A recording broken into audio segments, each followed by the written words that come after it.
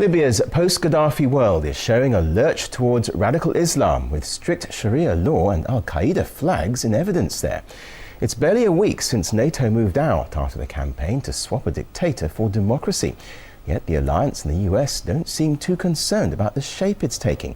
Gani Chichikan explains why. Cheer first, question later. Not so long ago, the US media presented Libyan rebels as freedom-loving folks yearning for democracy. After Gaddafi's killing, the narrative changed. You know, you talk about this Arab Spring, and many people viewed it here as a move towards democracy. But really, that is not exactly what's going on. It seems the US media just woke up to the unfolding human rights disaster in the region. Libya's new rulers are at risk of being accused of the same kind of abuses they fought to overthrow. An al-Qaeda flag planted on a Libyan courthouse stirred quite some panic.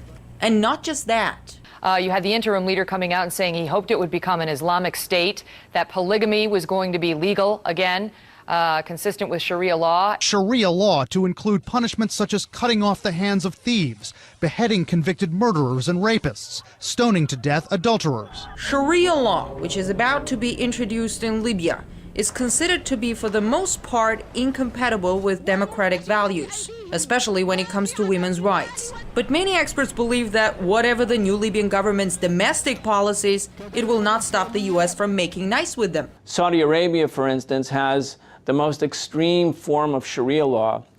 Women are not allowed to drive cars, they're not allowed to vote. The crime for adultery for women is the death penalty in Saudi Arabia. And none of this seems to bother the powers that be in Washington. Why? Because Saudi Arabia does the bidding of the United States in this oil-rich region. Saudi Arabia being a dictatorship and not a democratic state, yet America is a big ally and a big supporter of Saudi Arabia. That just shows that we really don't care if we're working with democracies or we're working with dictatorships or we're working with secular governments or religious governments. What we care about is our interests in the region. Bahrain, another US ally in the region. It hosts America's Fifth Fleet and also lives under Sharia law and has a questionable human rights record. As for Libya, those in power are there only thanks to NATO, and particularly the United States. The media here had generally been supportive of the campaign to topple Gaddafi. But now that he's gone, why the sudden concern about human rights in Libya? Maybe out of old habit, so well demonstrated in the run-up to the Iraq War, when the media cheered first and then, when it was too late, when the war was full on, started asking questions.